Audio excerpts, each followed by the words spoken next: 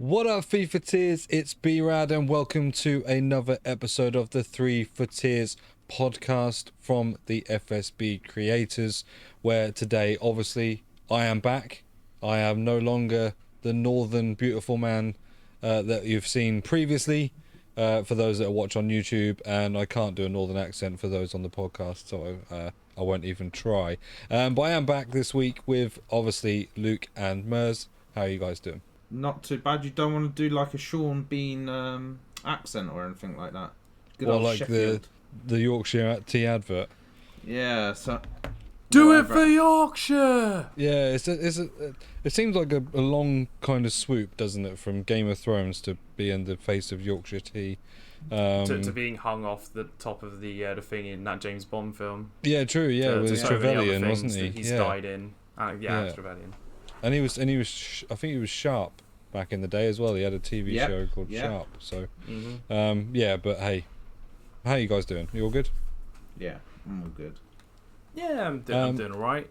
I mean, I know you'll be doing more alright, Luke, because we've got a promo that you would be massively in favour of at the moment. We have got the Silver Stars promo. Now, it is definitely safe to say, if you're anywhere on social media looking at FIFA stuff, that this has been a controversial promo in terms of how well it's been received. And I think you're probably going to see something similar, or hear something similar in today's episode. But hey, let's just touch on first thing. We'll go to the SBC section and we'll just sort of touch on the ones there. I mean, the first thing we'll do before we even look at the players is we'll look at the picks and the upgrades that they've given us. So the first thing they gave was Silver Stars player pick. Now, this is interesting because obviously it gives you a previously released FUT Silver Stars player. So if you have neglected to grind through some of the Silver Lounge players, you could get a FUT Silver Star players in this SBC, and it is only 83 rated, much like the other SBCs on there. Have you guys done any of these ones? Just to see who you might get? Oh, no, I haven't done the Silver Stars one. I did on all but my main account, where I'm fairly on top of it. I first did it on the Xbox one, which I've absolutely done nothing on. So just to see what it was going to give me. It seems they want to give you the current one a lot. Okay. He came up in both of mine, as did the Celtic Jota. Okay. So I've done it twice, seen both of them. It gave me a mixture of, I think, Nteka, who's the French striker that's actually a centre mid in stats, and then who was it? It gave me someone. I took Jota in both instances. Okay. That's one I hadn't. It gave me a dupe once with the Nteka, but that's about it. It's strange, isn't it? Because like, right. it's. I get it. I get the SBC, and it's interesting, but it's repeatable only once, and I kind of feel like if you were playing Silver Lounge, because a lot of people don't. If you were playing Silver Lounge, then you would have grinded towards these players anyway. There's not often that you would have had a player that you would have missed out on, if you know what I mean. Like you do with, like when we had the SBCs recently that were in packs, and you could get a random SBC player. This kind of isn't the same. The year in review. This kind of isn't the same, is it? Because this is like you getting a Silver Star player. If you saw someone in the Silver Lounge that you wanted, the chances are you would have grinded towards them, so you wouldn't necessarily have missed out on somebody in this. I did. I've missed many of them. I've not had time for Silver Stars every single week. Yeah. Ones I regret not doing are actually more often than not the special card ones. So I've not got Schlotterbeck, which is really annoying because he's actually a good centre back. Anthony Gordon's left mid from Numbers Up. I've not got. Did you have, so the ones that you had come up, were they all Team of the Week ones, or were they? No, I did have one of them that was, I think, a Moments come up. I can't remember who it was. So it's one of the ones I remember was not a Team of the Week. So it does include all of them from what I gather. So you can get the headliners, the Numbers Up. Okay. I'm trying to remember the Moments I got. The only ever so slight criticism on that as well, which is nothing major again, is 70 chemistry. Like, if you could have sunk your, like, Carlos Veyas, your 83s that aren't really worthless, and they put this down to like 40 or 50 chem, then maybe that'd be good. But 70 chem is quite tough to get. Like you do have to buy some of the more expensive 83s if you haven't got them in your club. But then the other thing they have done is the 81 double upgrade, which is great for people that want to now maybe pack save them to the next promo. Obviously, there's not much point in doing them now. However, it's a grindable one this time because you can go from doing the 71 to 84 triple upgrade, which is also a new upgrade, get your rare silver players from there using your bronze players, and then go to the 81 double upgrade and put in your silver rare players and get that done that way. So it's like a long-term grind, isn't it? Like people do this all the time. We were talking actually briefly, or it was mentioned about bronze pack method. So essentially what people were doing, they will do the bronze players, they'll put them into the silver upgrades, then they'll build a silver team, they'll put them silver players into this. It's only 30 chemistry. It does have a rating of 72 minimum, but given that you're getting a 71 to 74, you should really get that minimum anyway. And then, yeah, you're basically then getting some 81 doubles ready for whatever the next promo is, which, any predictions, guys, or any spoilers that we've seen? I haven't seen Don't know anything yet. spoilers, but I assume it would be What If. Based What on If rough seems time like it. periods. Yeah. I saw someone joke about player days because they said... Everyone jokes about player days. Yeah, but yeah, so that's the one feature of this I do think is really good. The grindable from bronze to silver to gold, or to 81 doubles. I think that's quite nice. The 85 times 3 that's just come out tonight. Is there anything? No, that's basically a standard SBC team of the week times 2 and 84 rated. So yeah, that one's not any different to what we usually seen, but the 81 double certainly is, and I quite like that. Then we'll have a look at players. So these aren't necessarily going to be in any particular order because I've just put them into my favourites so I could concentrate on them to talk about here. And I don't know the definite order they've come out in, but we'll start from the start with Rainier Jesus, or Rainier as I previously knew him when he had his Future Stars card. So 74 rated centre forward, Brazilian from the Bundesliga. Now Brazilian from the Bundesliga is rare in itself. There's not a lot of good Brazilian Bundesliga players. We had obviously the Otavio left back card. Otavio, Was that last year? That was FUT birthday last year. FUT birthday, that's it. Yeah, they had the Samba Stars, didn't they? He looks like a good card. He look, 90 pace, 87 dribbling, 85 shooting. So probably markets him in the rating. Would you say maybe about an 86 looking card, 87? I mean, we can actually go in and properly check it with FUTBin, which I'll do for you now. 90 agility, 81 balance. 90 agility, 81 balance. So that makes it about 85, and 97 acceleration, 84 sprint speed makes that about 92. So I'd say that probably brings him down to about an 88 rated card. Without Chem Styles, he's an 85 to 84 rated centre forward / striker. Okay. Obviously with Chem Styles, if you chuck, for example, I'll chuck on a finisher. That's probably what you're looking at. Where is finisher there? It takes him up to an 89. Like, okay, 94 so shooting, 94 dribbling. Like, it can be an incredibly good card at that point. Yeah, not bad at all. I'm not going to touch on the flashback ones just at the moment. I'm just going to do the Silver Stars ones. So then we've got, now I'm going to ruin this name, Wylan Cyprian. Again, I've only ever known him as Cyprian. I had him, again, I think a couple of years ago he had a special card. Winter Wildcard. Oh, no, Winter Wildcard. Yeah. Winter Refresh. Winter Refresh Cyprian, yes he did, yeah. And this card looks okay. He's Hullet Club, but unfortunately Hullet Club means new things now when you've had cards that are 90 plus rated in every single stat. But again, he is only 83 rated for this player. Yeah, these cards are costing you no more than 30k at the moment. Like they're about 25, 30k for these. Has the promo significantly risen at the cost of 83s? I haven't really been looking too much at the market. Because they were around, I know certain 83s are never going to rise. Like I said, Carlos Veo is probably still sitting at around about 1,200 coins, I imagine, because he's 1-1, yeah. Yeah, so he's never really gone up in price. But you're looking at more like your usable SBC type players, I suppose, like your... Jimenez is 2.6. Jimenez so is 2.6, yeah. Right, okay, so he's up about a grand. Yeah. 1-2. There's 7 under 2k, so So they have risen a little bit then. Yeah.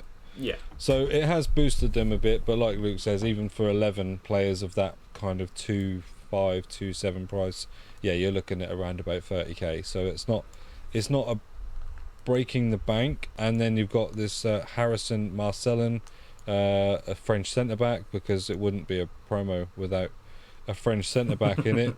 And then you've got the flashback cards. Now these are the ones which I think are going to probably cause the most controversy of conversation right now. So we've got Kevin De Bruyne 74 rated, we've got Paul Pogba 74 rated, and we've also just now had Marco Reus right mid also 74 rated as well. Now the reason I say that I feel like they're going to cause the most controversy is because I don't think these cards are anything special in comparison to their standard gold rare card. And I mean, valid. most Pogba, Yeah. for certain, is got to be no more than 20 something k. Even if in that, terms of he's got to be Pogba's normal fodder value, price he's 31.5k. as his standard card. Yep. Or the is- standard or card the SBC, do you is, I think at no, both 29 for his SBC, 31 for his normal. Okay. He's got 1 more pace, 2 less dribbling, 1 more shooting, 2 less passing, 3 less physical, 10 more defending though. So they're about similar. So that's the thing, isn't it? It's kind of like card. it's almost like doing an SBC. Yeah, so it says like 2k difference. Doing an SBC to basically have a different card type looking card. If you at this point have a gold rare Pogba in your squad, which I don't think anybody probably has, or having his standard card, because in-game stats, yeah, there's only 20 different in-game stats, slightly in favour, albeit, of the flashback card. But then we know that isn't always, that's a bit relative when they're not always necessarily in the things that you'd want them to be in. Sometimes they're like penalties or you know, something strange that doesn't really necessarily show much of a boost. I mean, the gold rare card in shooting and passing is significantly better than the flashback card, but then in the Significantly, it's 1 shooting. well, what I mean is Significantly what I is a mean is so strong it term beats for it in one. it beats it in every stat. So he beats him Apart in from every. defending, No, I meant where it for loses by 10. No, I meant for shooting and dribbling. Shooting and passing, sorry. So in shooting and passing, he's 2 more on every stat in passing, And 1 and more in one shooting more in every on stat everything. in shooting. But yes, like you say, when you then go to the and he's up 2, he's up in 2 more in all of the dribbling apart from agility and balance. I'm guessing because they've cited that as a younger version of Paul Pogba who may have been a bit more agile in his day. Even though weirdly the dribbling card is, oh no, yeah, so it is, it's 2 less, but actually, yeah, overall from them 6 stats he is 2 higher, but defending is more, like you say. So does that mean that like you've got more of a, even though there's not a lot of difference between them, you've got a more defensive version of the same gold rare card, do you think? Practically, yeah. Yeah. In essence, Is that that's essentially what it what looks it like. is? They've got the same. 5-star, 4-star. Yep. Just checking if the work rate's the same. Medium, Yeah, high, medium, on the high, they flashback, are, yeah. medium, high. They're the same.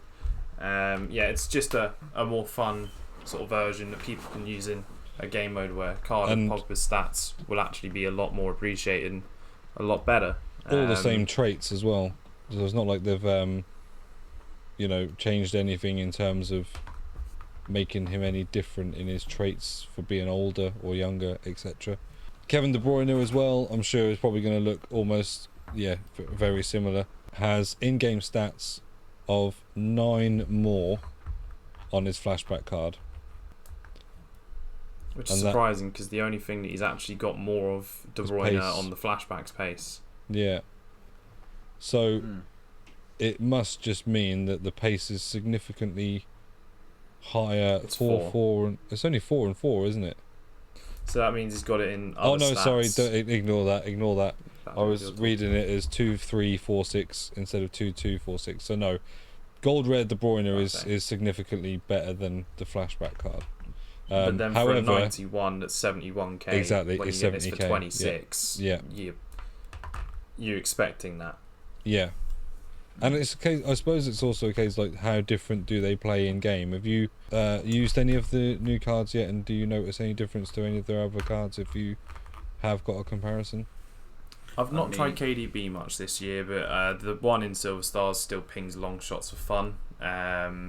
He still does The what I expect the flashback one, KDB card to do. Yeah, the only one I've used, yeah. Yeah.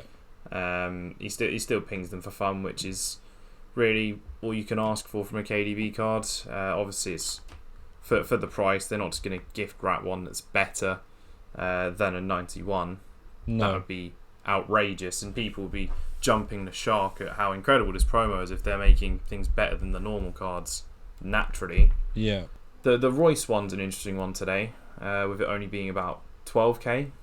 Yeah. Yeah, I For a think that's position because, as I change noticed, Royce, I it's think. because it's not got any team of the week to it, so that's why it's literally, it's why it's literally changed it. I don't know whether that's an oversight on their part, because the other two have both I got doubt team of the it. weeks in, or whether they just think it's not going to be as sought after as the other two, which potentially is right, because unless you're going to start in a wide formation and then put this guy at centre mid or cam, I can see why it's cheaper, if you know what I mean.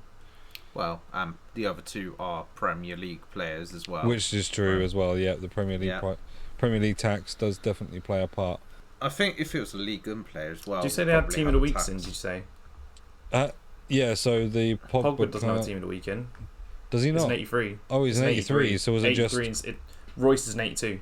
So it's just De Bruyne that's got team of the week. Ah, okay. Yeah, no, it's just. So De Bruyne is an I knew 82 with Pogba. a team of the week, and Pogba's just an 83. Okay. That's correct. Yeah, Pogba's just a standard, just a sort of higher 83 rated team. But yeah, the Marco Royce card looks again, like I say, nice, but again, not going to be much different than his gold rare card. Well, Apart from it's a right mid. The pace Apart from is a the big factor. Pace is the biggest factor, yeah. Because Royce has only got 88. central cards this FIFA so far, so this is a nice change of pace. Obviously, I more associate Royce being on the left, but right mid still it's a different position. It's somewhere which, let's be honest, there's not many good German wingers on this game at the moment. Left mid desperately needed it, but they got the Bundesliga league player at the moment. Yeah, So, on the I right hand guess side top you one have up on got the right. you've got Baku, Gnabry, Sane, Llewellyn. Yeah, with the Llewellyn arriving recently, I'd have preferred this Royce on the left, I will say. Yeah. But it is what it is. Yeah, But like you it's say, I still remember him having another wide left option. mid cards rather before I ever remember him being on the right hand side. But I don't know back in the day where this goes back to, whether that was the case or not. I mean, I only remember Royce's cards from FIFA 15 onwards. Obviously, I know he got Team of the Seasons back in like FIFA 13, I believe maybe even FIFA 12. Yeah. But I don't recall the card from back then as well. Yeah. I know I'm pretty certain it's a part of the 352 card, 352 squads with S-Wine, but as I say, my knowledge on that period's limited. Yeah. Yeah, his first few cards are all right mids. There you go. So They his are, first right, silver yes, card, this is- yeah. Mönchengladbach, is right mids. So back So he in the must day, have switched to the left just to fit into the Dortmund fold, maybe. yeah, that's where he's got his left mids. They're all pretty much at Dortmund. Yeah. Because that was when Aubameyang was a right mid, if I'm not mistaken. Yes, that sort of he time was period. He actually. converted to a striker. He did convert to down a striker, the line. yeah. But he He started was off a as a right mid. winger or right mid, wasn't he? Yeah. But then we'll move on to away from players just for a second and go on to the objective side of things and have a look at what the first one is, Silver Gauntlet. Now this is something they kind of introduced with the road to the final, where they introduced essentially it's a tournament, I suppose, where you had a certain amount of games you could play and you could reach the final, and at the end of it get yourself a 100k pack as well as a lot of packs on the way. And they've done the same with the Silver Gauntlet, where again you get an ultimate pack this time with a 100k pack with 21 wins, rare mega pack at 18 wins, a prime gold players at 15, a mega pack at 12, premium gold players at 9, prime electrums at 6, and a jumbo premium gold pack at 3. Had you guys done any of the road to the final ones, and how did you find the games? I heard it was a little bit sweaty. Not touched a single one of those, to be fair. No. I'm about halfway in both. I'm averaging about 3 to 4 wins a day. Okay. Which Is is it sweaty? Of course it's sweaty. There are game modes which aren't really golden goal either. Maybe the silver one is, but because that's got 6 games a day as opposed to 5. Let's just say the main one, there is no golden goal in that, or if there is, it's very rare. It's an interesting concept, isn't it? I like it personally. It's giving you a chance to grind for packs. This whole promo, this whole week, feels like a grind to another promo. So whenever I must probably start the rant about now. People moaned about this and how this is really poorly timed and this is a terrible promo. But I recall the days when people would absolutely not salivate, but they would be really, back in probably FIFA 17, sort of really asking you to see like maybe Matt HD Gamer or someone put up a concept for, what if they did a silver promo now, guys? Wouldn't that be great when silver squads were actually really popular? Yeah. And people were all over it, and now it's happened, and people are now going, "Oh, this is terrible. This is dreadful." Well, like timing could have been better. It could have been an initial start of the game promo, yes, but Yeah. it also could have been straight after Team of the Year, and it'd been great because do you know what? It refreshes packs. It's helping people build up their club, do at League SBCs, and they're setting up for future promos, whilst also giving some members of the community something fun to do at the same time. Yeah. So it's, if you want to take a break week, fine. But the problem is you're missing out on grinding, which if you don't care about that, that's absolutely fine. But it's also a nice, fun little spin-off promo that allows people who enjoy a certain game mode to enjoy it some more, get some more fun cards, and it allows more gimmicky teams. And people do love a gimmicky team from time to time. And I did I certainly came up against Alanga. Oh yeah, Alanga. Sorry. I said I was going to miss him. You did say you're going to miss him. Because he's the one player that I did do. Yeah, so you did do. Yeah, so he was someone I did come up against quite a lot of times in the weekend league. I didn't see any of the others much. There was a couple of times I come up against an all-silver team. But I definitely noticed the difference in those games, that it was a lot easier. Whether that was down to the opponent, whether that was, because of the team, we won't ever know. I agree with you in the sense that, I think those that want to take a break right now could choose to take a break. Yes, they're going to miss out on some pack grinding and things. But I also think someone who's choosing to take a break from this promo probably doesn't care that much about that. Otherwise, they would take part, or they would still do the grinding side of it. And I'm sure, although some people won't be interested in these cards, they will still be doing maybe the bronze to silver to 81 doubles anyway, because it's something that's been offered.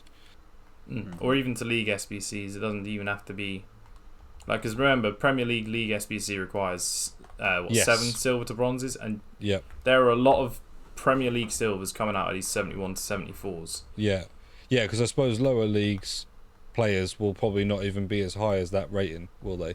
Some of them will, but then you send them off into other SBCs. Like you make your money on certain things. You sort of send others into random SBCs. Heck, you can even reinvest the ones you don't want back in. It's a minimum of bronze. It doesn't say maximum of bronze. You can send silvers into that if you want to. If you got the off leagues and you got too many duplicates. I guess the thing that might encourage those that want to try and get some packs to maybe do some of these cards a bit more is this silver gauntlet, because they'll be like, oh yeah, I'm just going to stick a silver team together and go and try and get these wins, and then next thing they come up against a team that's essentially 85 rated because of the special silver cards, and they get slapped up with their non-rare silver 71 to 73 rated team or whatever they've got, and probably think, actually, yeah, I'm going to just go and do some of these cards, so I've got a little bit more in my team than just standard silver cards, because obviously these guys are definitely going to perform better than those. So the first thing we'll touch on, because the second thing I think is something to mention, especially if you haven't quite gotten to the icon swaps yet. So that we'll mention first Silver Lounge. So at the moment in Silver Lounge, you can get the Silver Stars player currently out, which is Zadadka. He's a right back French defender. Just in case you don't have enough French players at this point in the game. Because there's so many French silver players out, isn't there? Well, yeah, but there's more now. There's more now, yeah, because there's a whole French dedicated day, and they've done a centre back, as you mentioned earlier. Yeah, and then obviously we had, I think the first one was the left wing what was his name from the Sulam? Yeah, is from- Sulemana. Yeah, That Sulemana was the first as well. That was the first one this year. Yes. So yeah, but you have got, whilst you now maybe grind towards this particular Silver Lounge card, the chance to be able to get yourself a Silver Stars Cooper. So here's a centre back from Millwall, I think that badge is. That's correct. 75 pace, 84 defending, 86 physical. A Silver Stars Rico Henry, which, I mean, this guy, I remember a lot of people having in their silver teams at the start anyway, and he was at the start of the year like 10 or 11k as a silver card. And also Joe Linton, or Goal Linton, as he's often known, as well as, is this Cherky as well? Yeah, Cherky, who's the right wing French card as well. So you can get all these. I mean, you have got things to do. Each one has a different criteria. So Cherky has long shots, Cooper has And crosses. They have multiple. There's finesses on. Oh, Cherky long as shots well. and finesses on Cherky, yeah. Crossing and a 77 physical rated player to be scored in the Cooper one.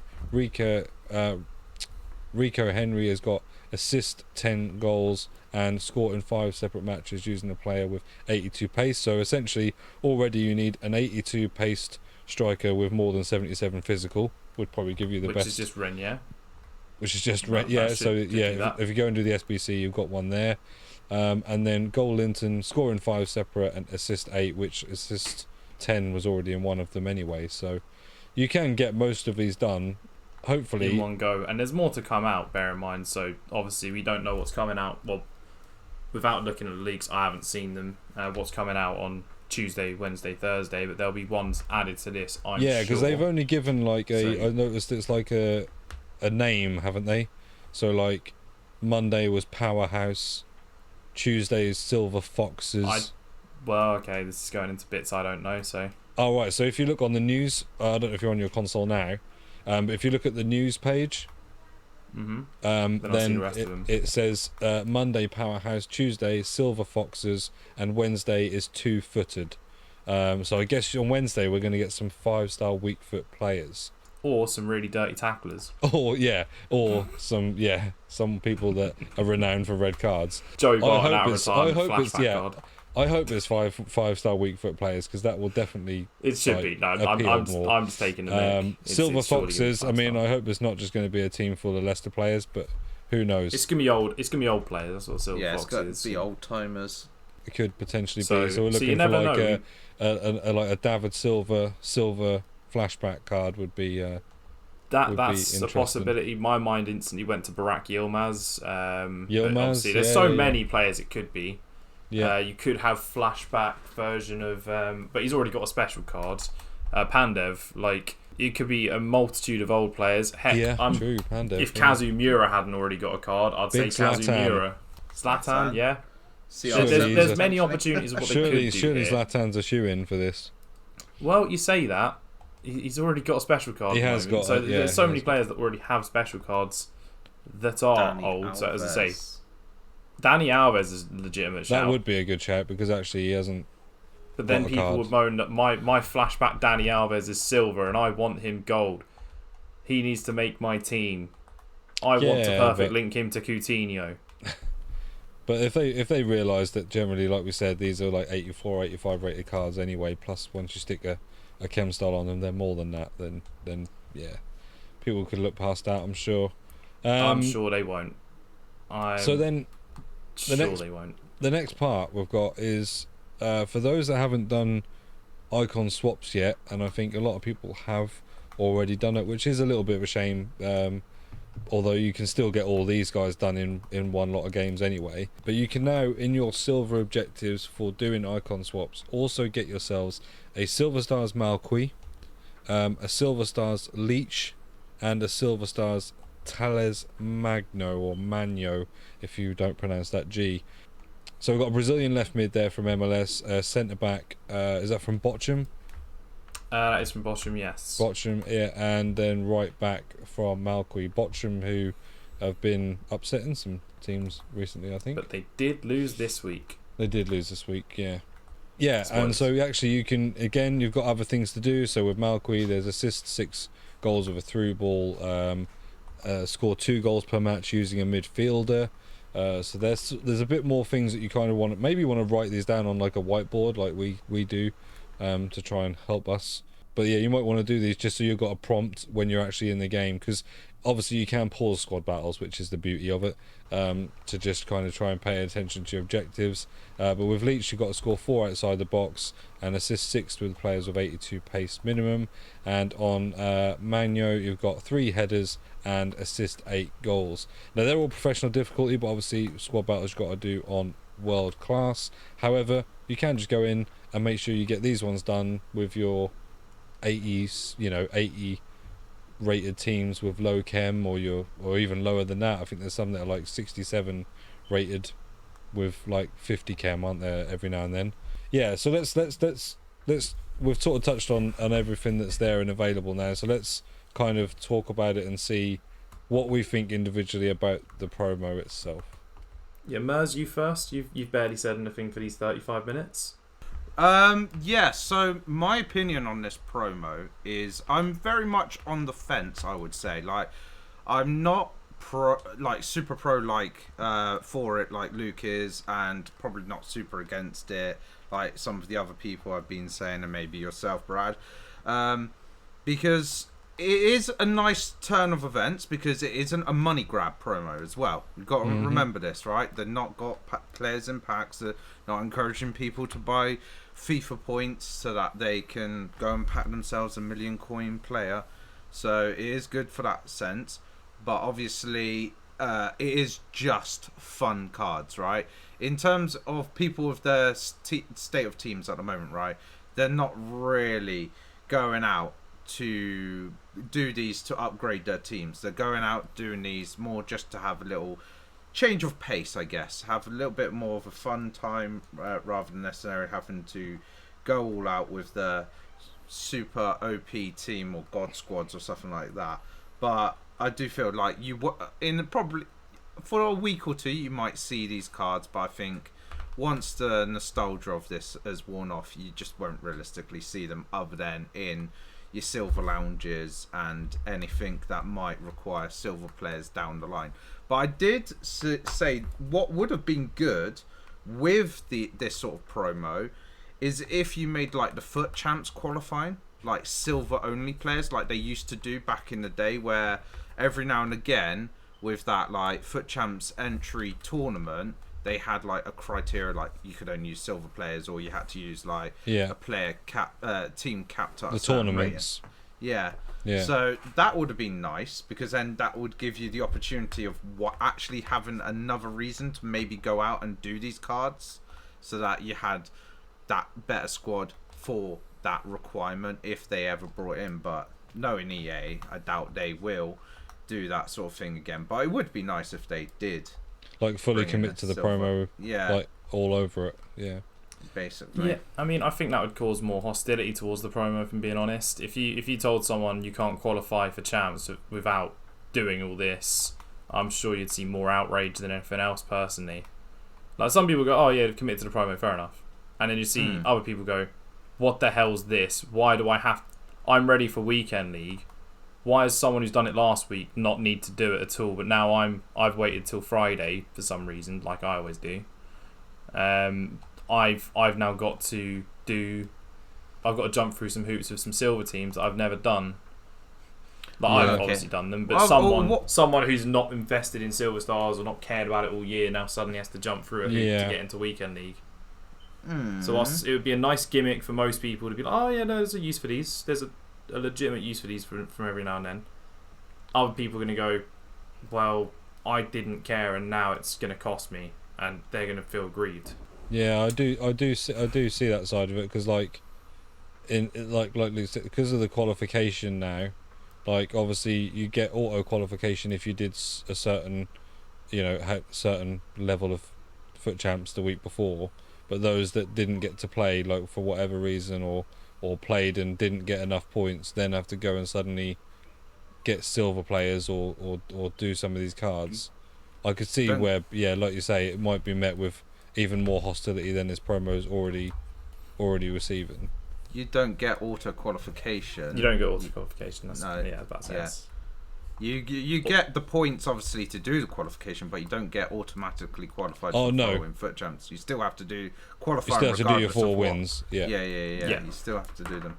It's more a case of if you haven't redeemed your entry that particular week, that obviously it carries over to the following week, and you don't have to do the qualifying again, and you've qualified already. That would be the only time that sort of comes into the equation. I'm with you in the sense that, like, I think actually if they'd have, like we said, maybe not introduced a full team, but maybe just introduced 5 players, like a forward, a midfielder, a defender, goalie, or something like that, and just had someone that were available in packs, but not really gone hard for it. So, like, you know, not just stuck loads of promo packs everywhere, but maybe you could have got them from these 71 to 74 upgrades, and like. Because I don't think it would have been like a hugely money grabbing, because they couldn't have gone for like ultimate packs, because you wouldn't be able to get them anyway. They'd have probably created some sort of special silver pack, like, you know, pack a special silver player, and they'd have had to put all the previously available silver cards in packs. But then that's not possible, because you can't put a value on, you know, your untradeable SBC players. I don't think they've gone half-hearted into it, because I don't think, like you say, they would have wanted to have gone fully into it because of the backlash. But I still think there's another promo where maybe a couple of little tweaks would have been nice. But then I think there's always something to say about a promo. I'm not fully against this. Like I say, in terms of the like to say the pack grinds, I think that's really good. And like we said about in terms of the objectives, you can get some free players in here that you can do all at once without too much kind of grinding.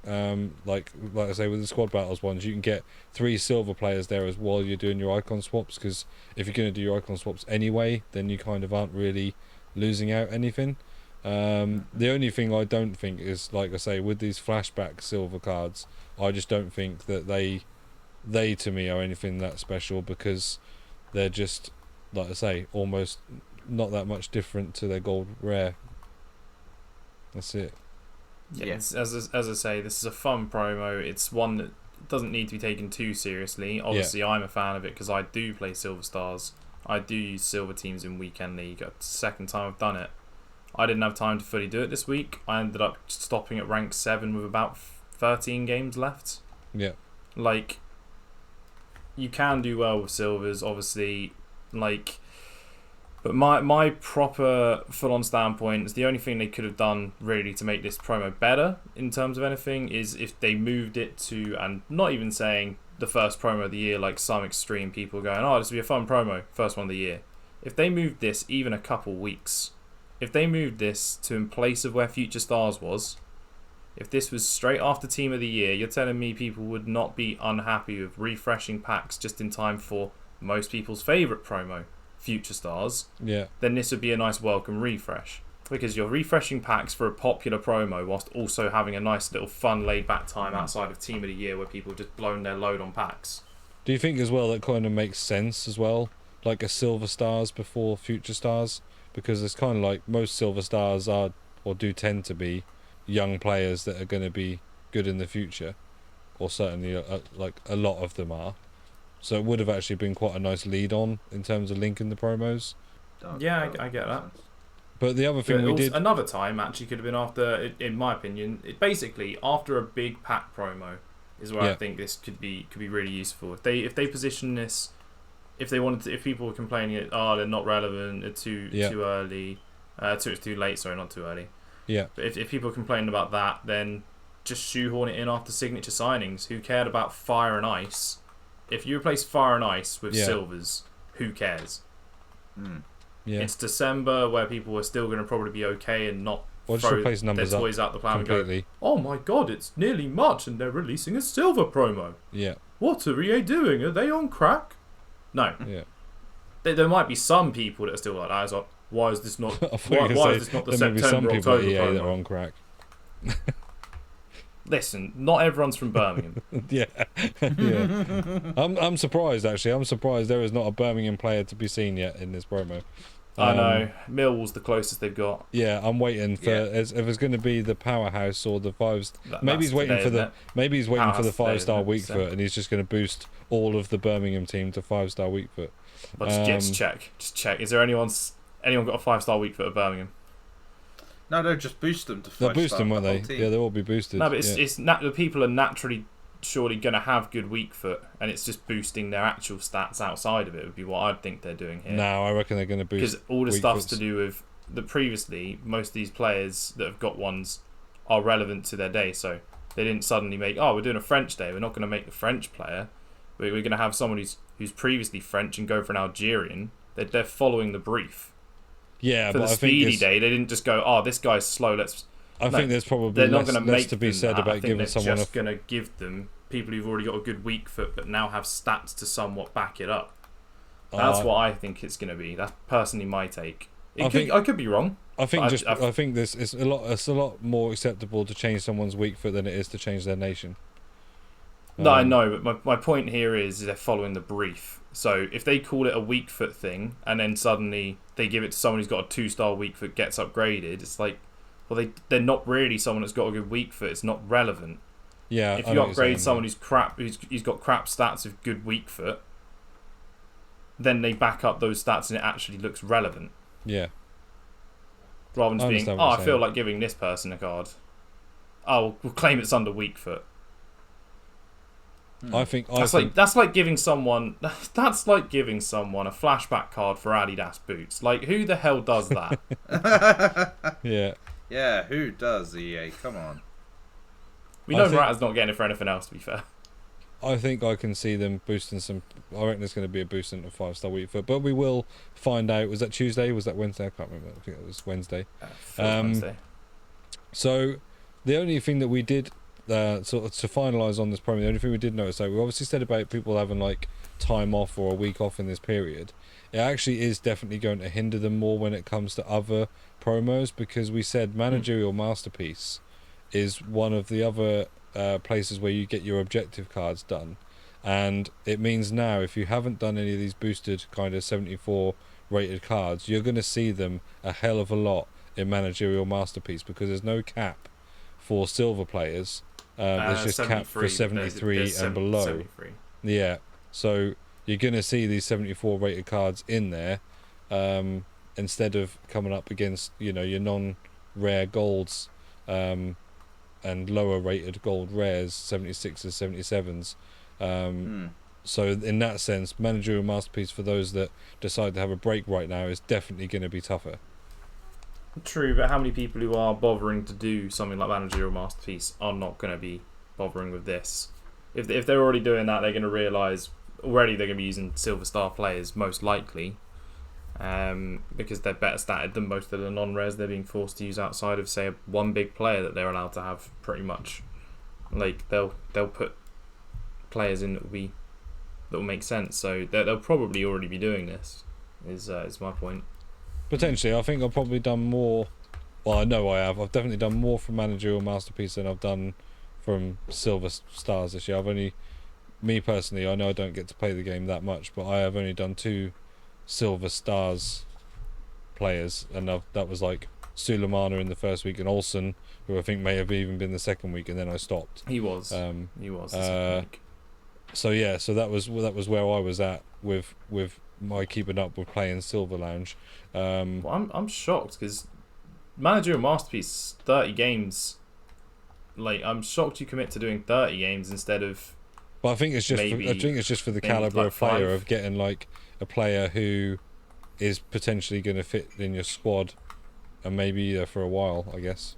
I mean, I assume Reece Oxford's one that you're viewing as fitting your squad in terms of FUT Eliminator and the likes. Outside of that, yeah, he wasn't incredibly statted. Like, I'm trying to think of who you've got from this, because I know the only real one I've done from that sort of region of man. I've not actually been too much into managerial masterpiece this year, I'll say, but the only one I know I've done of that is Defarel, because you had to do him to get Osimhen. Yeah, I've done. So Defarel, I know I did Oxford, that. I know I've done another couple.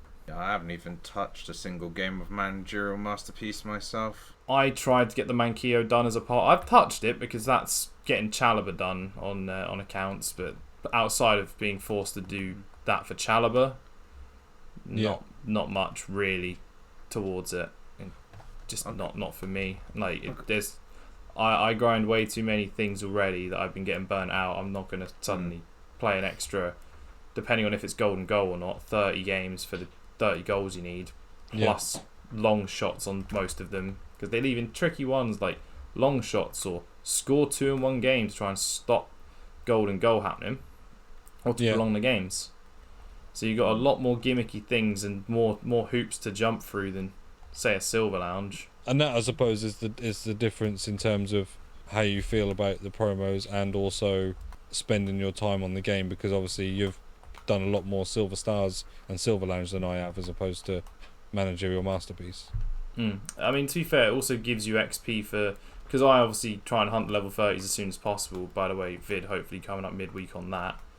Is that level 30 you get about 600 per Silver Star player? Yeah. Which that's still 600 closer to 100,000 that you do that 4 times realistically. Is how many times you normally do it, about 4 weeks to get 100k. So you end up timesing that by 4. Yeah, so that's another incentive. And that's how much you're saving. Like that's my incentive. Yeah. If I'm looking at it, like, Silver Stars players are normally a bonus. The fact that there's a full promo on it, and I've now started doing weekend leagues of it to have a bit more fun and not care about weekend league as much. By the way, my 2 losses were in the 90th minute. For me, it's a bonus on top of getting stuff like that, and it allows me to make more fun squads. No, I get it. I get it, and I like I said, I'm not against it. I just, it's not that I don't care for it. There's parts of this promo that I think are good, and like I say, I have done a Langer just as a different card to use, but yeah, he's not going to like feature in my main team or anything like that. But he was the one that I looked at and thought, yeah, he looks kind of interesting. Holy shit! What? I'm doing League SBCs, and I've just packed myself Vidic. Oh, very nice. Prime Vidic? No. What rating? I think it's 88, so I think that's his mid. Yeah. Vidic. 90s is prime. And this is wow. Is this from using some of the grinding from the Silver Stars? Yes, a little bit. Yeah. So obviously So Mers is now a big fan of this promo. Another satisfied customer. Yeah. Thank you very much, EA. With that, shall we move on to some real world football? How do you feel? Yes, let's. I've just packed someone who's possibly in the team of the week that's upcoming. As we've just said that, I just packed a Thomas Souček, who's possibly in for a team of the week. It was 1 goal in a sort of cagey 1-0 win. I say cagey. No, cagey's not the term. It was a dominating. Very dominant. It was dominant on West Ham's part, which is not what I was expecting. Looking at that game, there was a post. Declan Rice hitting the post from 25 yards with a curled shot was outrageous. No business, is he? Wolves. That game should have been realistically just like the cup final itself, which we'll get to in a minute. Should have been probably like 4-2, 5-1, something like that. That West Ham game had a lot of goals in it. If they could only finish, but they couldn't. And Jose Sarr is a great goalkeeper, which is something that I really, really need to look back at my prediction video at the start of the year and go, why did I say he was the 3rd best Portuguese keeper? Yeah, there was a lot of speculation about him not being able to fill Patricio's shoes, but and after the first game, he looked woeful, and I thought, I've been proven right. I'm a genius. Nah, I'm just going to blankly. For those who are not on YouTube, I'm just blankly staring disappointedly into the camera.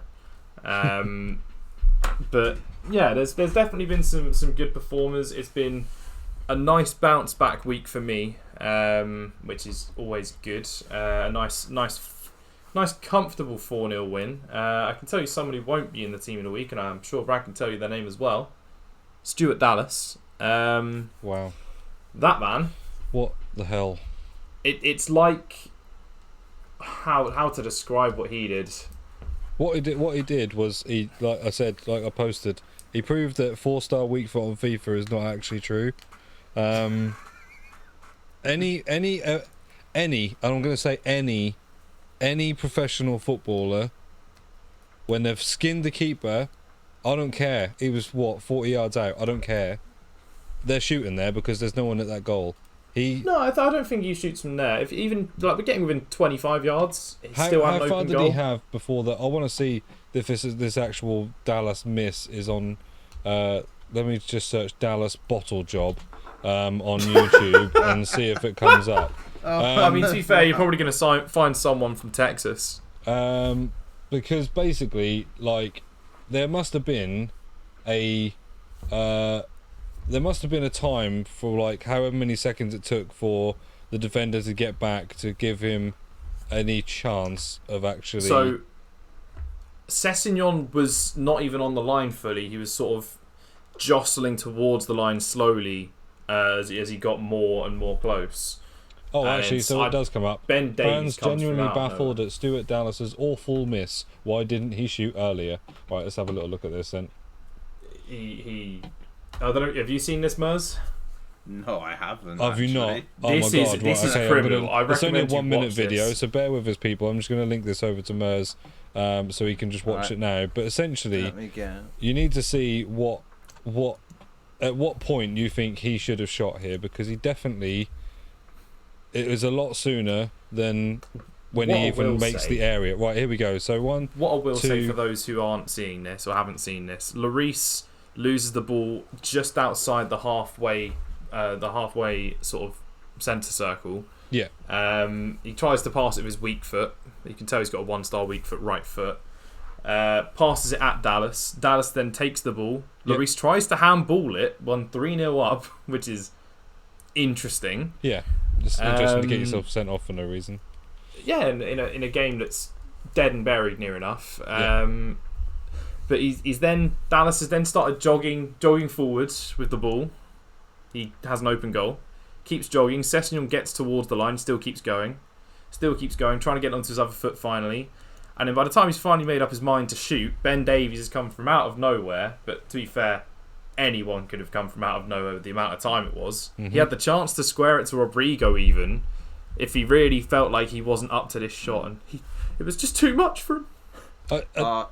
I know what's happened. At the 22-second mark, I don't know if you're able to pause this YouTube video here. At 22 seconds, this reminds me of that memes that go around about things where it says, "How do I tell my children that Stuart Dallas didn't score from here?"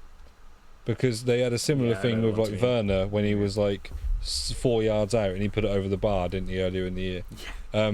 Like this exact frame here, I'm looking and thinking, how is he not now? If he's that dead cert of putting this onto his right foot, how has he not now done it here and put this in the goal? Yeah. Because at this particular point, that's a goal every single day of the week. He's on the edge of the box, so he doesn't even have to hit it that hard. The Sessegnon's nowhere to be seen at this bit.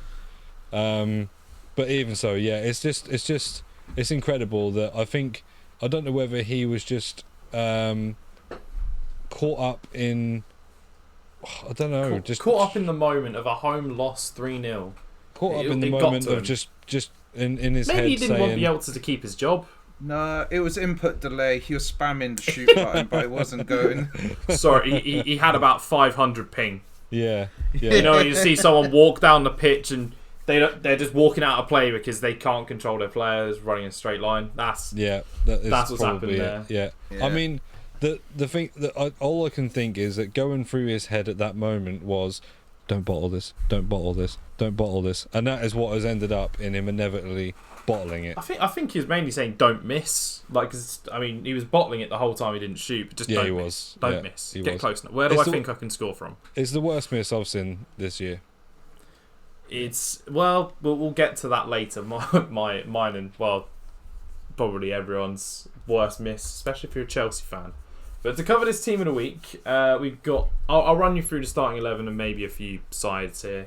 So we've got Benitez as the Nice goalkeeper. I've not got the reasons. I'm going off of Donk Trading's team of the week predictions for those who want to know where we're getting these from this week. After a few things where we've said Footbin's not been incredible. We got Joel Matip. Obviously, he scored, I believe, on Wednesday against, ironically, Leeds. as we bring them up. It's not been a good week for them and Bielsa. Gabriel Paulista, Renan Lodi. I know Renan Lodi's scored a brace, so he should be a shoe-in. Insigne, Thomas Souček, as I mentioned. Headliners Mbappe is looking like he's getting an upgrade, so I know friend of the channel, Venom, will be very happy to hear that. We've got Simeone also in terms of headliners, possibly getting an upgrade I'm seeing here. Talking of players who once played for Fiorentina, Vlahovic is looking like he's got one as well. It's interesting, isn't it? Because it don't matter how many he gets. He's got his player of the month in his future stars. Like, yeah. Yeah, I mean this one's an 86. It's what we call good fodder. Good fodder. Yeah. Ousmane Dembele is coming up on this one. I didn't actually catch the Barcelona game, but I don't know if everyone's got any insight. I saw that they were 2-0 up, but I didn't see who the scorers were. That was last night, wasn't it? I believe so.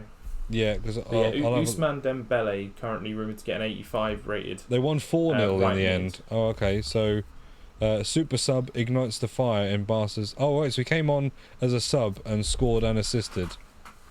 I mean, it'd be a nice sort of thing for him to get a special card that's not his rule breakers, where obviously he lost some pace, gained some other stats. Oh, this no. is a more traditional inform. Ignore that. He came on as a sub, scored and assisted too. There you go. Okay. In the 90th and 93rd minute, he assisted De Jong and Depay's goal, as well as scoring in the 73rd minute himself. So, yeah, I said that's a super sub performance if ever I've seen one.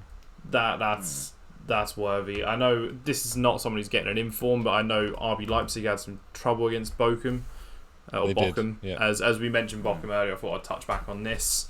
As someone who's been watching RB Leipzig very closely, they're now in the quarterfinals of the Europa League by not playing. They didn't start Andre Silva or Nkunku. No. Which is very odd. They started Poulsen. They didn't even start Dani Olmo either. They started Sabazalai, Dani Olmo, Forsberg. Not Dani Olmo, Poulsen, Forsberg. And yeah, it just didn't click. Do you want to know do you want to guess the XG stats at half time from what was coming up on the Bundesliga official stats? I'm guessing it's probably like 0. maybe 3. What, combined or for one of the teams? This is for both teams, by the way. Oh, for both teams? Yeah. Oh. I saw the stats because they show the stats helpfully when the half-time graphic comes up in the Bundesliga, which is really nice. 1.1. 1.1 total. No. If you remove the 1, you're there. Oh, 0.1. Wow. 0.1 for Bochum, 0.0 for Leipzig. Yeah. Like, it was horrific.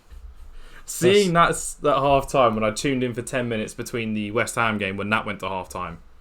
My God. No wonder they made a triple substitution in the 60th minute, roughly, for the two regulars and Dani Olmo. Like, Nkunku was the one that got the difference maker in that game. Yeah. It was a decent enough finish. It was a good through ball from, I think it was Dani Olmo. I could be wrong.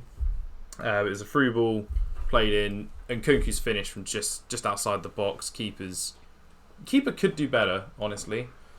But yeah, going into the rest of the team of the week, we've got the main ones left. So the last one in the starting 11 is predicted to be Wilfried Zaha. And then the 85s and 84s we'll just cover quickly. So we've got, and 181 actually I've seen I like. So we've got Van Aanholt as an 81. I think he's had a good week in Turkey. Nice little Dutch left back. We've got Carlos Vela at striker, which I wouldn't be against. It'd allow me to probably play more narrow with an MLS team. Mm-hmm. And Carlos Vela's special cards are normally right. Like, I remember him having the MLS Player of the Month when that existed. Yeah, which is actually a really nice card. His record breakers weren't too bad, to be fair. Yeah, record breaker last year, yeah. Baumgartner getting the featured is what's predicted here. I haven't seen what happened in the Hoffenheim game, but I'm assuming because that's been matched on Footbin. It's not actually got the thing, but it's got his 84 rated as well, so it's implied that he's had a pretty good week. Vlaša Dimos, the goalkeeper who I've infamously mispronounced before. We won't get into that though. We've got Matt Doherty, Ben Mee, and yeah, the rest are sort of a bit all over the place. But one more actually, Hamdallah, if anyone remembers him getting insane like inform after inform the last couple of years, where he had like 3 informs and His team of the season was nutty. He's got I believe it's his first inform, supposedly this week coming as well. Yeah, there's some decent cards there.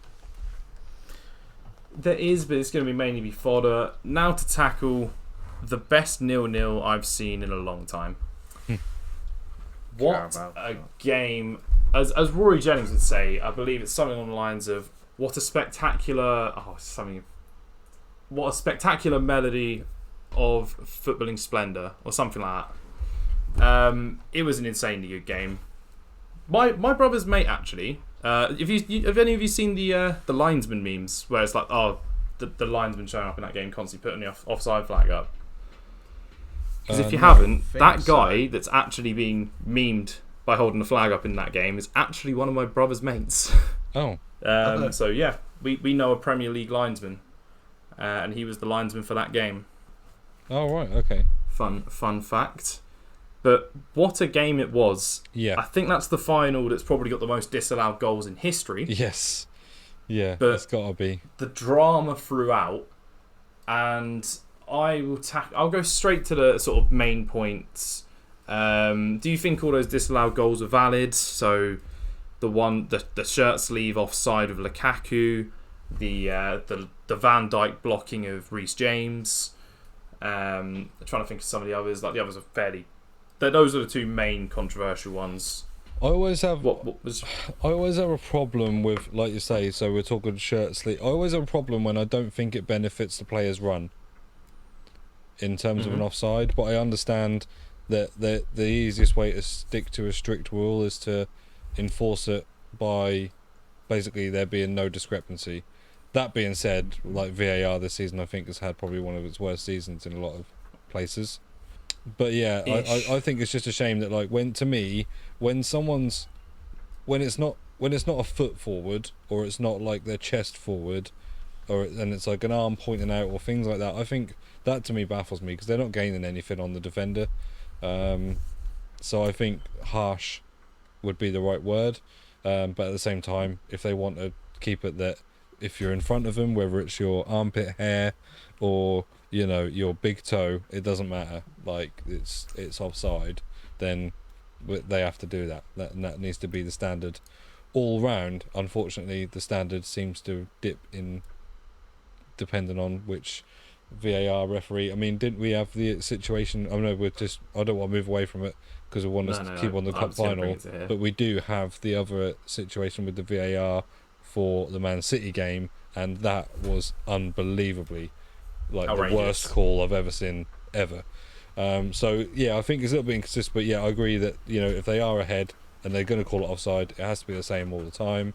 So that's fair enough, and it didn't take away from the game in a way. It just made it a little bit more exciting that it then went all the way to the end.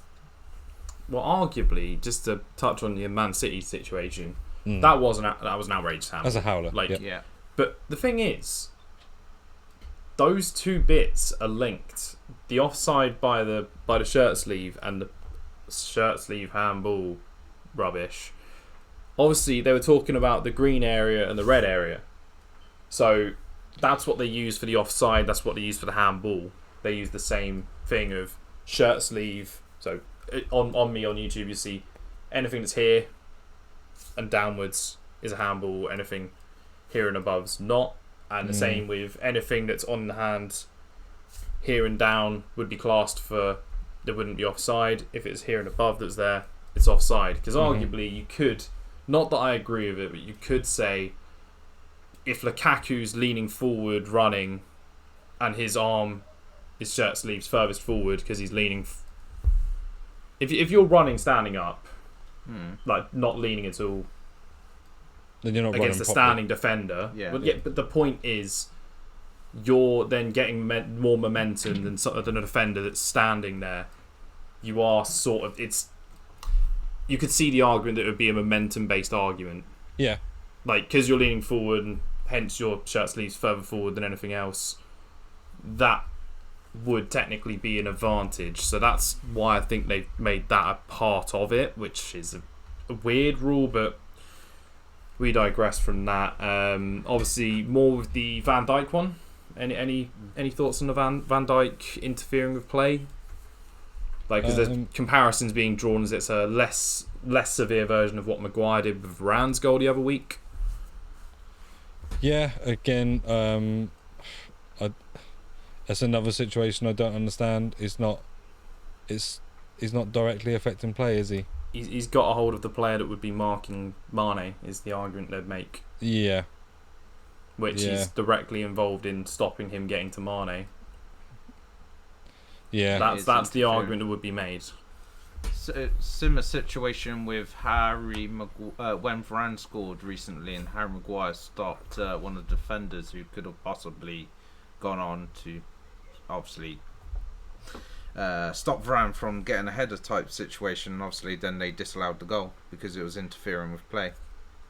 Because he was Maguire was offside to begin with. So, yeah. It's the thing. I think there's always going to be a thing, isn't there? Like a case for anything in these situations where you have like people standing in the way of the goalkeeper's eye line and things like that. Like you've got how many people on a pitch? You know, like there's especially when it comes to like corners and things like that. There's going to be a lot of people in the way. There's going to be a lot of interference. There's going to be a lot of tussling and things. So it's got to make sure they're standing in an onside position. You just got to make sure that yeah, that is it. But let's move to, as Brad coined it, the worst substitution in the history of football. Yeah. I think I corrected you, but I don't know what your thoughts on that is. Yeah, red card. So name a worse substitution than Kepa or Arrizabalaga. Gerrard. Yeah. But outside of that, what is your thoughts on bringing on a penalty specialist? Because obviously the only time I remember seeing that work, and as I said at the time, I'll gladly be corrected, is Tim Krul at the World Cup. He came on for the Netherlands in place of, I think it was Citizen. Saved 2 or 3 penalties, job done. Kepa has proven before he can save penalties. I think he already got them through twice this year on penalties. He got them through to the Europa League against Arsenal when it was to get to the game against Arsenal, not the actual game. In the Europa League final, they beat in the semi-final. They beat Frankfurt on penalties. Yeah. That's the one where he accidentally saves it by standing down the middle and putting his knee on the ball. So he's got a history of it. But then you could argue Edouard Mendy won the AFCON earlier this month on penalties. So what's your thoughts generally? Obviously, not in hindsight saying, well, he didn't save any of 11 and then missed. No, which is comic miss. But and when we talk about like I think you got to ignore hindsight, because let's face it, this only happened because it was already decided, right? So it didn't happen because Mendy had a bad game. It didn't happen because they think that Mendy can't save penalties. This happened as a predetermined, if we get to this scenario in this game today, we're going to bring on Kepa because we think that's our best chance at saving a penalty. That's the simple fact of it. Now the fact that he then goes and doesn't save a penalty, in fact he gets a hand to a penalty that isn't strong enough to save a penalty, and also then blazes it over the bar, is by the by. That's irrelevant in terms of their decision to do what they did. Do I agree with it? No, I don't. I think not only that, there's a couple of things here. So does Kepa gets 4 minutes, I think. 4 minutes between his first penalty attempt save as to when he's coming off to do a warm-up. That isn't enough time. Like, I know at the end of the day he is he's only saving penalties. I'm not taking anything away from goalkeepers at all, but he's not got to run around anywhere. He's got to make the right decision and he's got to dive. But even still, sitting up there for 120 minutes, right, and then coming down for a 4-minute warm-up is not enough. Like, if they knew that this was likely, then I would like to have thought that maybe, at some point that he was being tested by someone just on his diving reflexes, just to get him a little bit more warmed up than he seemed to have gotten. But in terms of just the general ethics behind the decision, I don't agree with it. I think it really, I know it's a decision that's been made, and probably Mendy knew that was going to be the case, but I think it's really a little bit, I probably want to say demoralising to Mendy, to have played that whole game and then right at the end watch somebody who you've been subbed for lose that game. Yeah, I mean, on the situation of it, I think if it wasn't Mendy in goal and it was a more averagey sort of goalkeeper who Ross probably Turnbull. yeah, or something like that, or someone who you don't expect to probably do Okay, saves.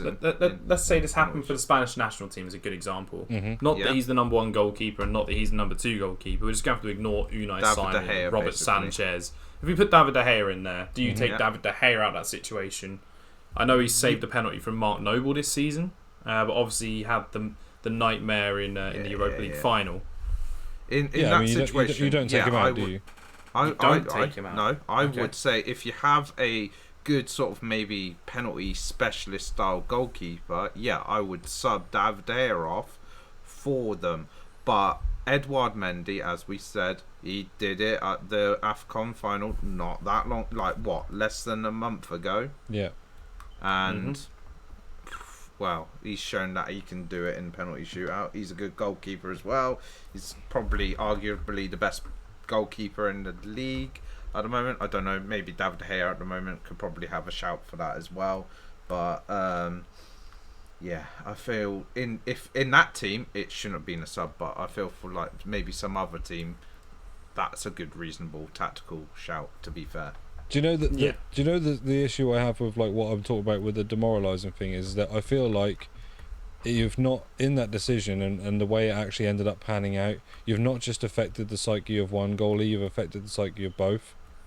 Because I don't think a Mendy would be affected by this.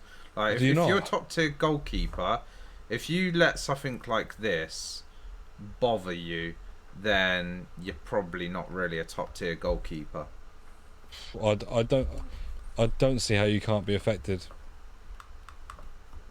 I don't see how in like we've said, in like one of the best, like, or most certainly most exciting cup finals that's been goalless, I don't see how you can't be then a little bit offended or a little bit bothered by the fact that you've not kind of finished the game off.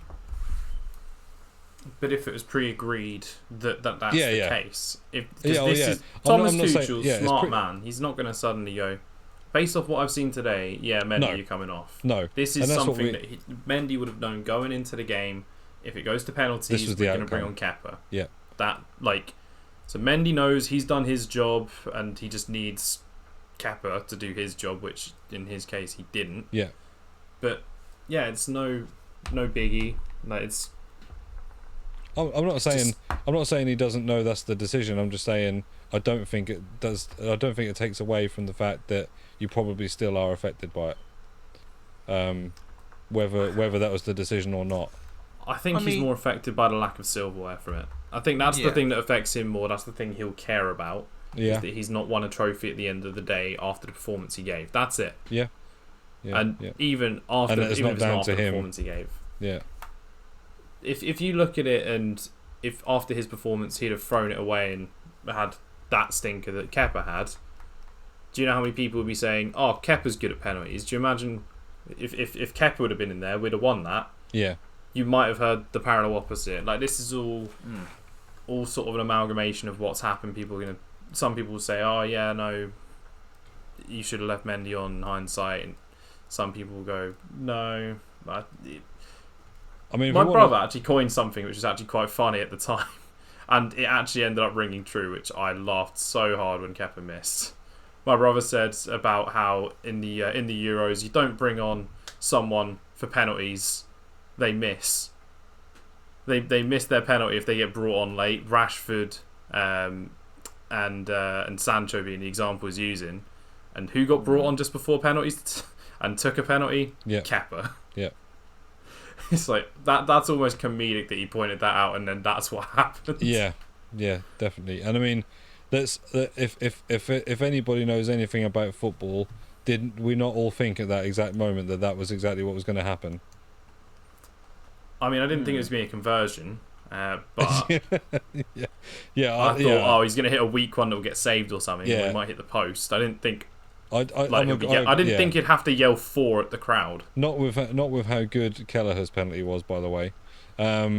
Kelleher was an interesting. His is a good penalty, but naturally, you'd think Liverpool would have been at a disadvantage with him in goal for penalties because he's not exactly the tallest goalkeeper. And if you look at the Euros and how tall and imposing Donnarumma was, just as an example, like. Well, then what about bringing on taking off a 6'6" goalie for? That's one of the things in his favour. Taking off a 6 foot, I'm going to say 6'6" goalkeeper. Yeah, who's got all the Mendy. reach in the world to Kepa, who's but I think Kepa's probably about 6'2". I think he's even shorter than that. He's shorter than that. I've got a I mean, feeling Kelleher's he's 6 definitely foot. shorter. I'll just look that up on the FUT of bins, but yeah, I do find it funny how certain things have come out of this. Like some people have joked that Kepa's the most expensive goalkeeper in history. He's cost Chelsea 72 million and 2 League Cups. Like because it's the fact that he's on the opposite end of the situation that wrecked his Chelsea career the first time. Yeah. He was the goalkeeper that refused to go off for penalties. Yeah, no. And then nearly saved the now penalty. he should have and- refused to have come on to do penalties. Yeah. I mean, he shouldn't have refused to come on. That's if you're told to go on, you're told to go on. Like he shouldn't have refused to go off. Oh yeah, and we know Willy Caballero, if we know anything of him, he was coming on, whether it was a plan or not. He was coming on. That was his time. It's like imagine if he'd have not gone off and not memed his entire career. Yeah. The first time, and Willy Caballero had gone and had a mare. Yeah.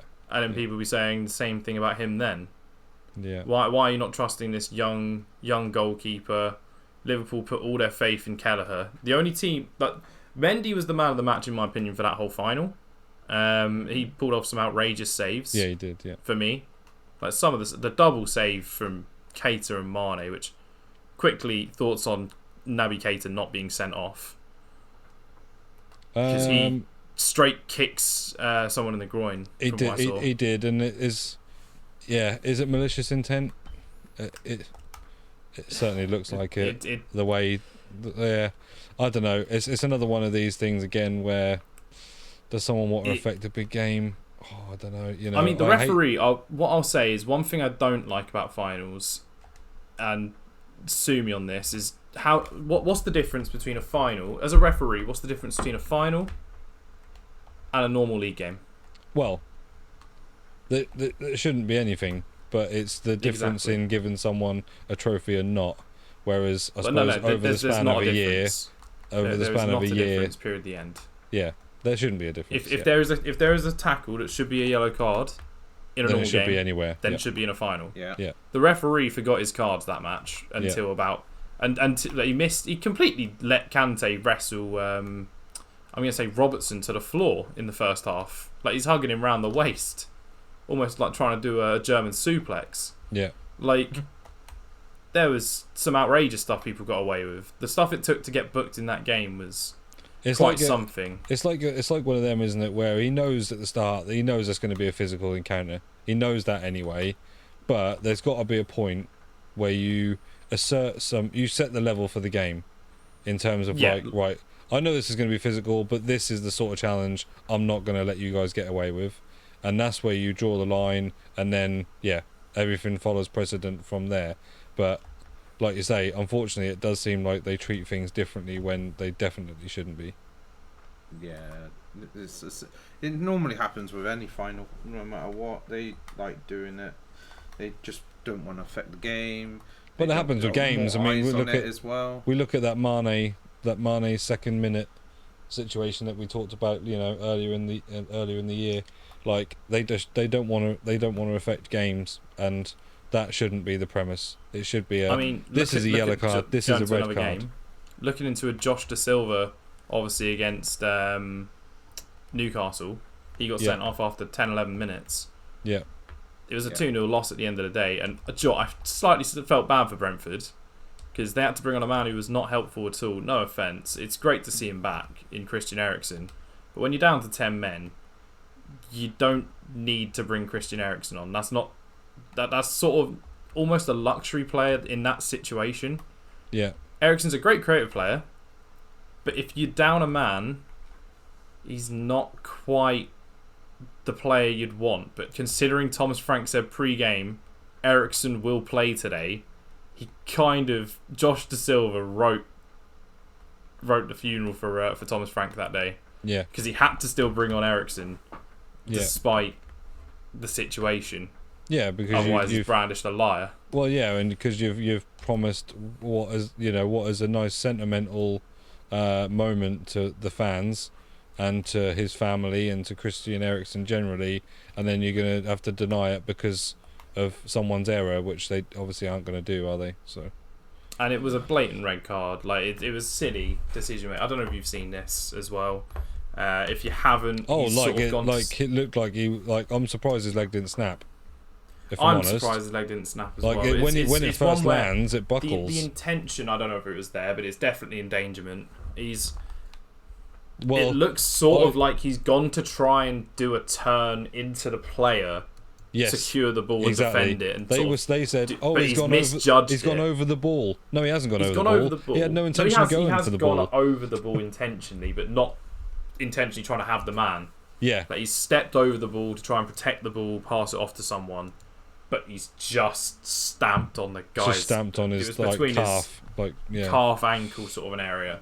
Yeah. And it was not pretty. I'm happy to report Matt Targett's not got any. Yeah, he's got legs of steel, clearly, because that buckled, and I thought, how has he not just snapped his leg? I don't understand. But yeah, with all this previous talk though of the final, we have got the usual final segment with Mers. Good old Q&A. Yes. I just need to check because as we've been recording, I've noticed someone has popped a question in there. Oh, it's to do with FIFA 23. So, EA Sports 23. Yeah, I don't know that game. Or whatever it is. Ultimate Team 23. Yeah. I don't know if this is actually news that's been leaked, so we would probably have to look into this. But he's asked, Venom's asking, might be a bit late, but thoughts on FIFA 23 being cross-platform?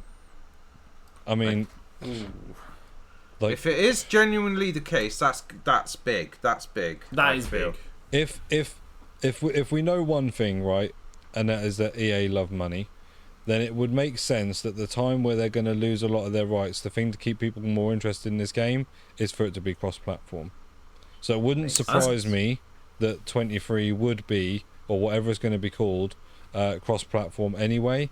What it'll do to the market, I don't know.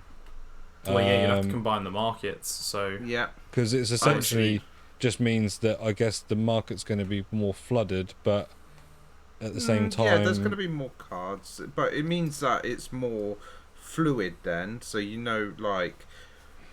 mean, I would say the PlayStation market would probably be the best indicators of what that would look like, because the PlayStation market is the biggest out of all of them, and yeah, it's got to be about. I think it's usually about 300%. They'll probably love that, because obviously the PC market is dead.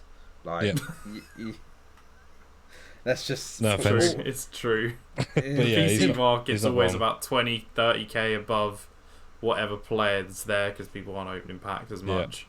Yeah.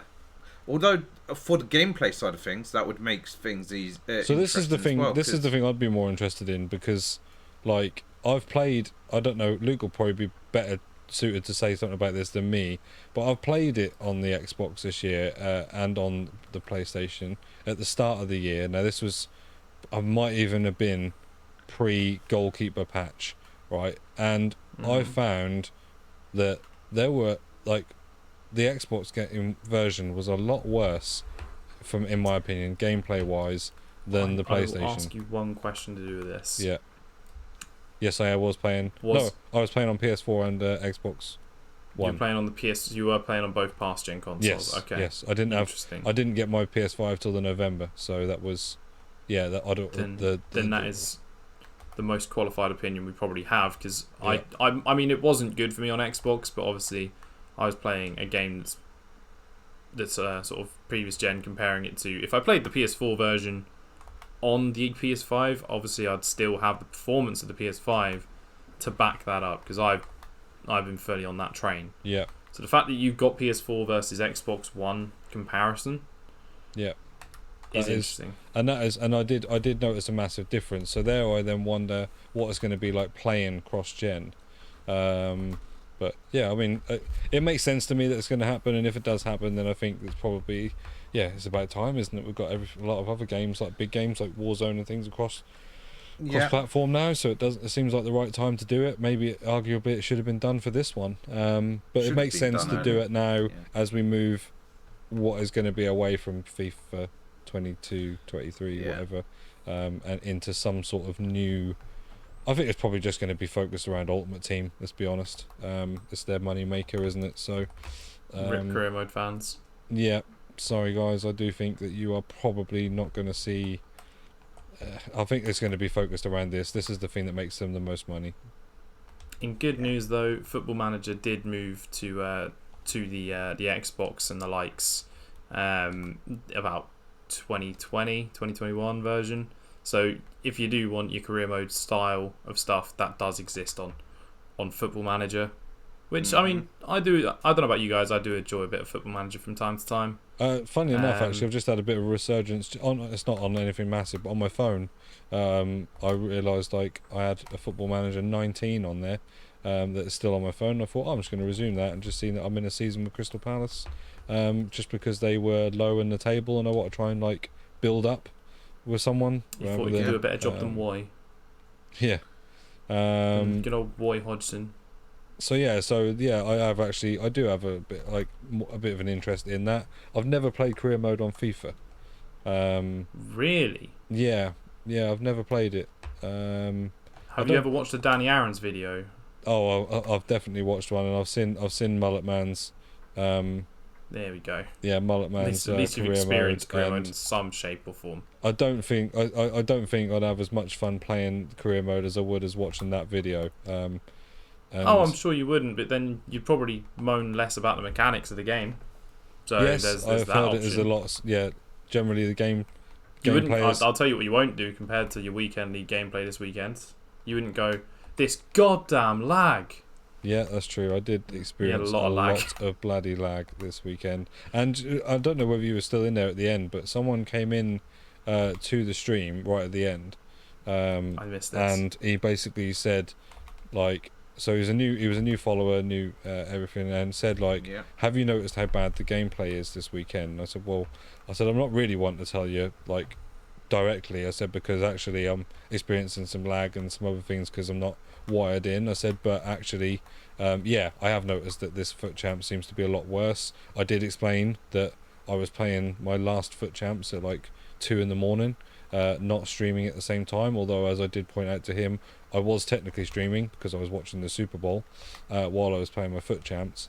So I did think that this weekend was worse, and it was everything. It was passing, it was kickoff goals, it was like that time when like the ball hit the back of my player's head and went straight for a through ball into his striker. Like it just seemed like there was just some horribly, like, I don't know, we'll call it bad luck, but there was a lot of it. That's all. I can't go on the back of the goal one. Back of the head goal was hilarious. I couldn't believe it. The other question this week is from GH. Now, he's worded this wrong because he said, if you were a big content creator like Pieface, Castro, or Bateson, etc., what would you want to do that you can't do at the moment? He's worded that wrong because it's meant to say, because he was in my stream last night when he came up with this question and was bringing it up, but I didn't answer on stream because I wanted to save it for this. It was actually, if you got to have the FIFA account for a week, not the actual because like if we had the followers. I was thinking, I'd buy a house without a mortgage. I'd just set myself up. No, it's a case of if you had the level of, especially like Bateson in particular, like if you had the FIFA account for a week, what would you do with their account? Like, what team would you build? Like, what would you generally just do for that 1 week that you had their account for? So, whether or not it has FIFA points on is a different matter. But like with the coins, especially, let's say Prime Icon moments Puskas review day one. Well, that's it. Like, Bang. I would say, creating videos would be the paramount thing. Just basically like do loads of icon packs or something like that. And just, Yeah. Do you know what you'd do, Mers? Do you know what you'd do, Mers? You'd take a whole bunch of team reviews and then just show off, here's my team. Hi guys, what do you think of my team today? Just show off Bateson's team in place. Just be like, that's the Mers thing to do in that situation. Yeah. And at the end of it, before handing it back, I'd like create the ultimate like video deleting the club. Okay, right. Well, if you're listening, which you're definitely not, Bates, don't trust this man. Just remember, call me back about Fatal that time. Yeah. Yeah. Just remember that raid. Remember that was the best worst day of my life. I mean, I'd probably like. I don't think you'll do anything that different to what they do, because we're assuming here that I'm not only having the access to the account, but I'm having the amount of time that I can have to use the account. Yeah, so I'm not going to be working my 12-hour shifts. You're not going to be on your shit. You're going to be imagine on you're their off shift of schedule. work for that week, basically, or something like that. So I'm off work for that week. I've not got a wife or a baby, and I'm dedicating. I swear Bates has a wife. And, he's got kids and stuff. So but it's my job essentially, and I'm earning money, like for that week that feeds my family. So that's different, I suppose, than doing it when you don't have an income from it. So I think I'm definitely doing pack openings for the promos, because I think that's being able to just unlimitedly spend FIFA points, or fairly unlimitedly, on the promo like rounds when they come out. I mean, don't get me wrong, it is ghastly how much you see them spend. Like I think I worked out like one time that it was like $3,500 on one of the promos that was spent, and they didn't get a single promo player. And I was like, let's just bear in mind that like this promo player is worth 1 million coins or something, or 2 million coins, and if you go on to U7 buy or IG Vault or whatever, you can get 2 million coins for like £280. So like it's Brad is put it not in context. Legally for the podcast, we must say Brad is not sponsored by U7 Buy or IG Vault or anyone like that. Exactly. None of I'm these. just saying, Brad is not affiliated with them in any shape or form. I'm just saying this is not a sponsor. I'm just saying that I'm just saying that in terms of like the wanting of packing a player for that price when you could just go and buy them for a mere fraction, like we're talking like not even 10%, more like 5 or 6% of that money, is crazy. But at the end of the day, the fortunate thing is they're doing it because they can afford to do it, and they get paid back in terms of their subscriptions and content and all that sort of stuff, and their it opens up opportunities. And all that sort of stuff. Look at Faraz. Faraz I think has gone to Dubai this week. Yes. And he was with Man City, which it's amazing. Obviously, what he was about a year and a half ago, maybe 2 years ago, to what he is now. Yes. Actually incredible. We'd sort of love to see that happen to someone. And this was what I was talking about in terms of other content creators. Like, so I'm going to take someone that's smaller than Bateson in terms of like that's pretty much anyone. Channel size and things like that. Is V10 Vernon. Pretty much anyone, not mad. Yeah, Vernon. Yes. So Vernon basically broke his arm, so he lost his job because he couldn't work, and so he committed to doing his content creation full time, and in that time has grown massively, like compared to where he was at. And I noticed actually recently now he's moved on to TikTok as well. He's smashing it on TikTok. I think he got 3 to 5 million views now. I think last week, only a couple of weeks ago, I was saying about he got his first million in like 2 weeks. Yeah, it was like it's insane. Like, but it's because from not having his job to being forced into being able.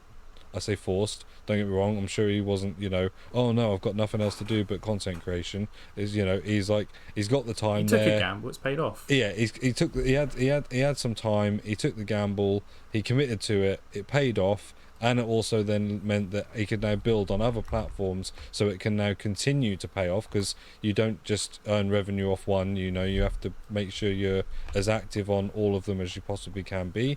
And now he's doing well for himself, and I saw him post on a holiday saying like this is all thanks to like you guys, and that's the support that he's getting on the channel. So in that sense, you know, yeah, we say like FG's another extra scale, and no doubt Danny Aaron's is the next level up from that, and you know, you look at AJ3 and Capcom Tom and all them, they're all like next level from that, Bateson, etc.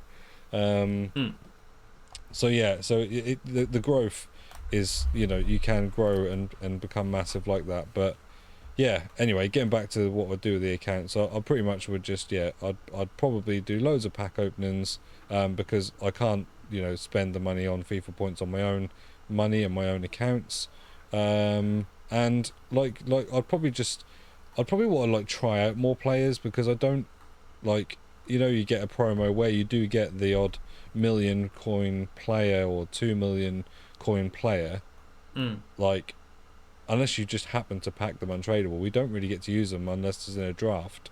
I'd like to just like be able to not worry about the fact that I'm losing, you know, 100, 200k in tax, and just get to try them out in Rivals or FUT Champs for a weekend and just see what each player at that level's like, in a team that I've built, as opposed to draft where it is relatively kind of restricted, I suppose.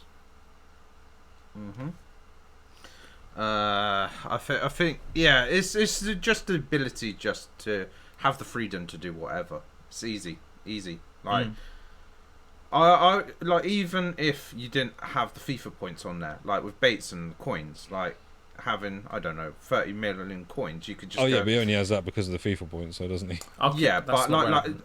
I'm just saying, on that week that you get to have it, if it had 0 FIFA points, you could still go, do you know what? I don't care. I can spend 5 million of those coins opening up packs with the coins rather than with FIFA points. Whereas in, like, with us, you do it, but you know you're probably going to end up losing the coins rather than making the coins when you've opened up a 125k pack with coins or something like that, unless you happen to get lucky on that one occasion.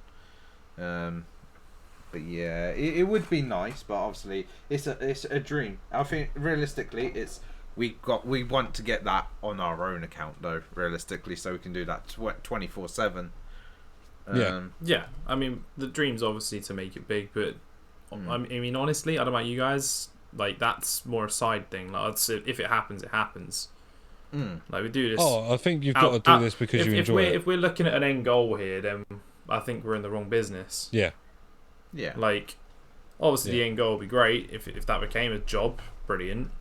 Yeah. I wouldn't have to work overtime like I did today. But yeah, it would be. It's the dream, but obviously just do it as a sort of a hobby that you enjoy. You're doing something you enjoy.